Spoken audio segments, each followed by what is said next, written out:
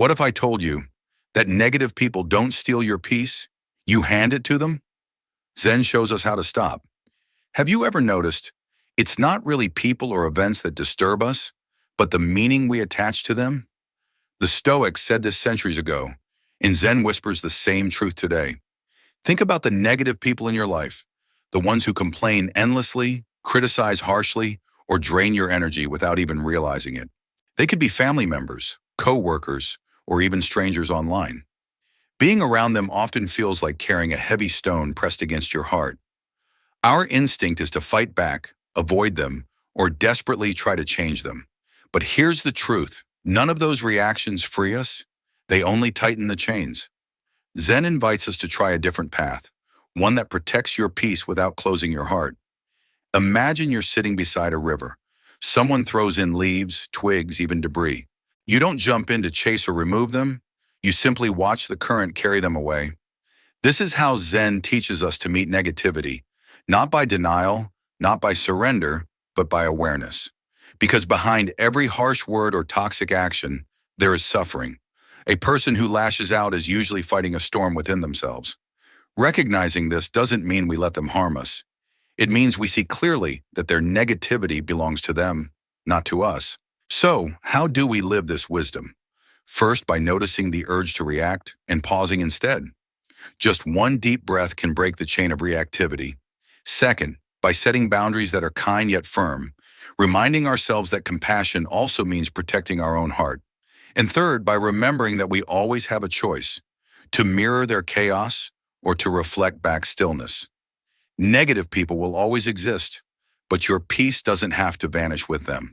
Like the sky that remains vast while clouds come and go, you too can remain open, calm, and free. This is the essence of Zen: awareness, boundaries, compassion, and it begins the moment you choose not to carry what was never yours. So often we believe negativity is directed at us. Someone criticizes, complains, or throws sharp words, and we take it personally. But Zen whispers a different truth. Negativity is not truly about you. It is a reflection of their inner pain, their fear, their dissatisfaction. Today we step into our first lesson: seeing the hidden roots of negativity. Think of the story of the Buddha. A man once spat at him in anger. The crowd expected rage, but the Buddha remained calm. Later, when the man returned to apologize, the Buddha said, "I cannot forgive you because I was never angry." Nasamurum. This is the essence of Zen wisdom. The actions of others belong to them, not to you. Negativity is like a passing storm. Clouds gather, thunder roars, rain falls, but the sky itself remains untouched. You are that sky, vast, clear, unbroken. When we forget this, we carry the storm within us. Every harsh word becomes a stone in our chest. But Zen invites us to release it. Ask yourself, how many times have you lost peace? Not because of the event, but because of the meaning your mind gave it. A late reply becomes rejection. A criticism becomes proof of failure. Yet these are only stories we create. The truth is simple. Their negativity is their suffering. Seeing this clearly changes everything. Instead of reacting with anger, we respond with understanding. Instead of drowning in someone else's storm, we remain rooted in our own calm. The first step is recognition. To see the root, to whisper within, "This is not about me." And in that moment, we are free. So we've uncovered the hidden roots of negativity, how the anger, criticism, or toxic words of others often come not from us, but from their own pain. And this brings us to a powerful realization. If negativity doesn't belong to us, then we always have a choice in how we meet it. That choice leads us gently into the next section of our journey: learning to observe instead of reacting. Think about this. When someone attacks you, maybe with harsh words, blame, or unfair judgment, your mind immediately rushes to defend itself. You want to argue back, prove your worth, or silence the other person. This is instinctive. But here's the paradox. The very moment you react, you hand your power over to them. You allow their storm to dictate your inner weather. Zen offers a radically different way. Instead of reacting, pause, breathe, watch. Step into the role of an observer of your own mind. When you notice your body tensing, your chest tightening, or your thoughts racing, don't fight it. Just acknowledge. This is anger. This is fear. This is the urge to defend. And in that awareness, a space opens. Imagine yourself sitting quietly beside a river. Negative words float past you like leaves carried by the current. Some are sharp, some heavy, but none of them are you. You don't need to dive in. You don't need to catch them. You simply let the river take them away. That is the art of observation, staying rooted in stillness while the noise passes by. This practice is not weakness. It is not surrender. On the contrary, it is the purest form of strength. Anyone can shout back when provoked, but it takes true mastery to remain steady, calm, and centered. It takes courage to choose silence instead of retaliation, awareness instead of instinct. And here's something worth reflecting on. When you stop reacting, you often disarm the negative person completely. Their energy has nowhere to land. Without your resistance, their storm loses power. Sometimes just your calm presence becomes a mirror, showing them the futility of their own anger. So how do we practice this in daily life? Start small. The next time someone cuts you off in traffic, before your hand reaches for the horn, pause. Take one slow breath. Notice the heat in your chest. Then let it pass like a leaf on water. Or when a colleague criticizes you unfairly, instead of rushing to argue, pause. Feel your reaction. Name it silently. Tension, hurt, anger. Then let it settle before you decide how to respond. This simple pause, the length of a single breath, can transform the entire outcome. Instead of regretful words, you gain clarity. Instead of escalating conflict, you protect your peace. And over time, this pause becomes your sanctuary. Zen reminds us, you cannot always control the waves, but you can learn to surf. To observe instead of react is to rise above the storm without being drowned by it. In the last section, we discovered the strength that comes from observing instead of reacting, the quiet power of a single pause, the wisdom of letting emotions pass like leaves drifting on a river. But there's one more layer to this practice, one that ensures our peace doesn't become passive surrender. And so with that foundation, we now move into the next section, compassion with boundaries. Compassion is often misunderstood. Many believe it means allowing others to do whatever they wish, even if their words or actions harm us. But true compassion is not about tolerating harm. It includes kindness, yes, but it also includes wisdom, the wisdom to protect both others and ourselves. Zen teaches that compassion without boundaries quickly becomes exhaustion. If your heart is like a garden, compassion is the water that nourishes it. But without a fence, the garden is trampled and the flowers cannot grow. Boundaries are that fence, not to keep people away, but to preserve the space where love and peace can flourish. So what does compassion with boundaries look like in real life? It can mean limiting the time you spend with someone who drains your energy. You don't abandon them, but you recognize when to step back. It can mean gently redirecting the conversation when it turns toxic or unhelpful. It can mean saying no when a situation threatens your well-being, not with anger, but with clarity and kindness. Picture the bamboo plant. It bends in the storm but does not break. Your boundaries can be just like that, flexible, adaptable, but never collapsing. Here's a simple example. Imagine a coworker constantly complaining. Compassion might mean listening for a few moments, acknowledging their frustration. But compassion with boundaries means you don't let their negativity consume your entire day. You might say kindly, "I understand you're upset. I need to return to my work now, but I hope things get better."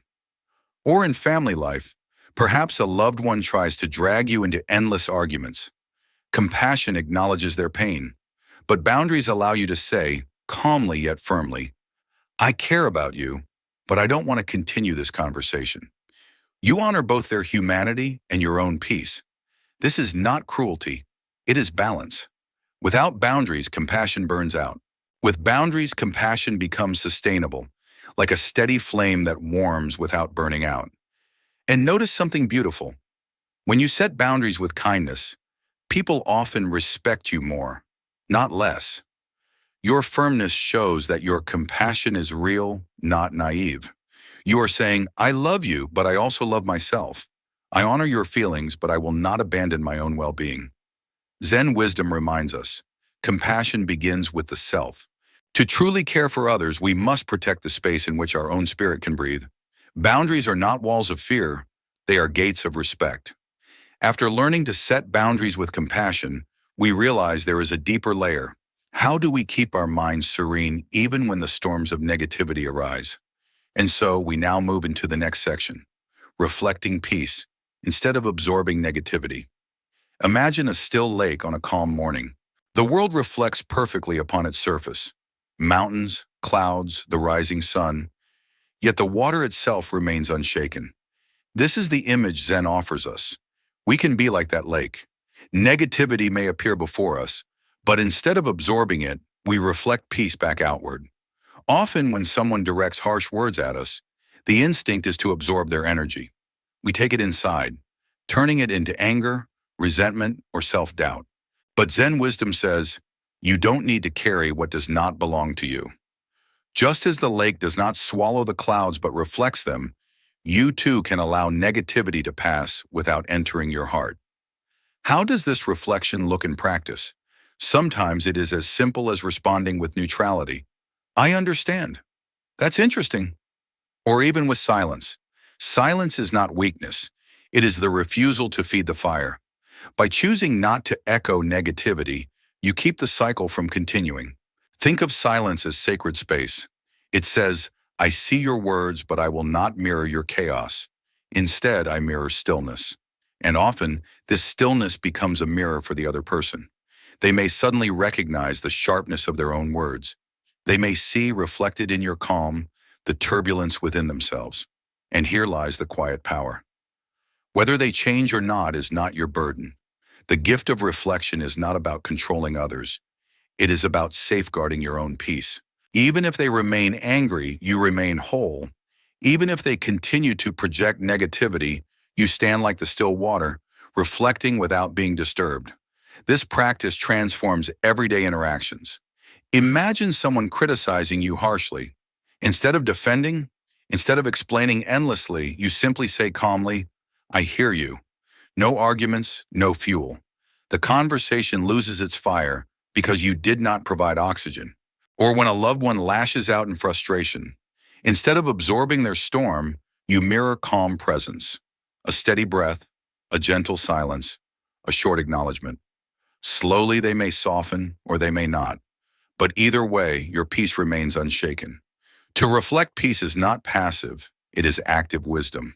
It takes strength to resist the pull of negativity, to remain still when provoked. But in that stillness lies true freedom. You become like the silent lake, able to show the world as it is, yet never losing your depth, your clarity, your calm. After learning to stay calm, like a still lake, there is a deeper step waiting for us. And that is what we will enter now. The lesson called Negative People as Mirrors of the Soul. When we meet someone who constantly criticizes, complains, or drains our energy, our first thought is often, why are they like this? But Zen invites us to ask a different question. What is this situation reflecting within me? This simple shift changes everything. Instead of battling their negativity, we begin to see it as a mirror showing us hidden aspects of ourselves. Sometimes their harsh words reveal that our boundaries are not strong enough. Other times their behavior points to wounds within us that still ache for healing. And often it is life nudging us to practice patience, compassion, or mindfulness in the present moment. Think of it. The colleague who constantly complains may actually remind you of the gift of gratitude. The family member who argues endlessly may reveal the ego's craving to be right. Even the stranger online who insults you can teach you to loosen your grip on external approval. In Zen, the outer world is never separate from the inner one. What unsettles us out there often signals something unresolved in here. This is not about self-blame, it is about self-discovery. By using negative encounters as mirrors, we turn each challenge into a tool for awakening. Imagine walking through life with this awareness. Every difficult interaction, instead of leaving you bitter, becomes a doorway to wisdom. That is why in Zen, even the most unpleasant people are seen as hidden teachers. They press buttons we didn't know we had, revealing the exact places where our souls still need growth. When you look at them through this lens, Negative people lose the power to define your mood. Their actions remain their own responsibility, but your response becomes a chance for liberation. You are no longer carrying their poison. You are transforming it into wisdom. Growth in Zen often sprouts from the hardest soil. Every interaction, no matter how painful, can awaken something precious in you. The world will always present challenges. The real choice is this: will you allow them to make you bitter, or will you let them make you wiser? After realizing that negative people can serve as mirrors revealing our inner world, the question naturally arises: how do we keep our own light steady in such an environment? That brings us to the next insight, known as nurturing inner strength amid negativity. No matter how harsh the storm outside, it cannot extinguish the flame that burns within. Just as a lamp in a cave remains untouched by the winds above, your inner peace is not at the mercy of the chaos around you. But this requires cultivation. It does not happen by chance. Mindfulness is the first key. Each time a negative word or action reaches you, pause. Breathe in slowly, breathe out gently, and remind yourself, this emotion will also pass. In that very moment, you reclaim your freedom from the grip of reactivity. You choose awareness over impulsiveness, calm over chaos. Gratitude is the second key. Instead of only seeing heaviness in difficult people, ask, what are they teaching me about patience, resilience, or compassion? With this shift, even painful interactions become opportunities for growth. Negativity no longer drains you, it fuels your strength. Creating a personal sanctuary is the third practice. It could be a few minutes of meditation each morning, the quiet act of journaling, or a simple walk in nature. These moments allow the residue of negativity to settle and dissolve, ensuring you do not carry it within. Your sanctuary becomes a soil where peace takes root again. Zen often describes the mind as a garden. If you spend all your time focusing on weeds, resentment, criticism, anger, your inner landscape will wither. But if you consistently water seeds of mindfulness, gratitude, and compassion, peace will bloom no matter how noisy the world outside may be. The weeds will exist, but they will never define your garden. The heart of this teaching is simple yet profound.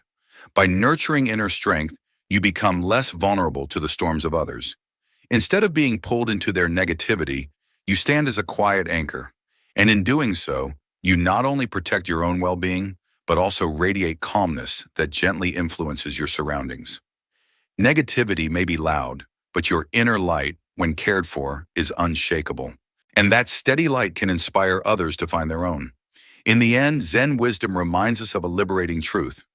You cannot calm the storm that rages inside another's heart, but you can choose to keep your own sky vast and clear. The voices of negativity may roar, yet they are nothing more than fleeting clouds across the endless horizon of your being. And the moment you see this, the grip of anger, fear, or defensiveness begins to dissolve. You stand not as a victim of someone else's storm, but as the sky itself, untouchable, infinite, and free. Every challenge you face with negativity becomes a sacred invitation to see suffering instead of hostility, to pause and breathe instead of react, to set boundaries not from anger, but from compassion, to reflect peace instead of absorbing chaos, and most importantly, to use each encounter as training for your own awakening. Negativity, then, is no longer an enemy. It becomes a teacher, guiding you deeper into resilience, clarity, and inner stillness. Imagine this. When words of anger are hurled at you, instead of tightening your chest, you let your breath soften. Instead of answering fire with fire, you become like the calm lake reflecting the mountains, clear, steady, unmoved. This is not weakness, but the highest strength, mastery over yourself. In that mastery, you not only protect your own heart, you also become a quiet refuge for others, who may eventually find peace through your example. And so, the conclusion is simple yet profound. You are the sky, and their words are only passing clouds. They may cover the sun for a moment, but they cannot erase its light. Before we close, I want to invite you into practice. Take a deep breath right now, and let it remind you that storms pass, but your inner sky remains vast. If this teaching touched your heart, let us know in the comments. Share one insight or reflection that you will carry with you after this video. I promise that in the next teachings, we will go even deeper into Zen wisdom, exploring how to transform suffering into clarity and loneliness into connection. If this message resonated with you, please like this video, subscribe to the channel, and share it with someone who might need a little peace today. Together, we can plant seeds of mindfulness and compassion in a world that desperately needs them. You are not the storm. You are the sky. And the sky is always free.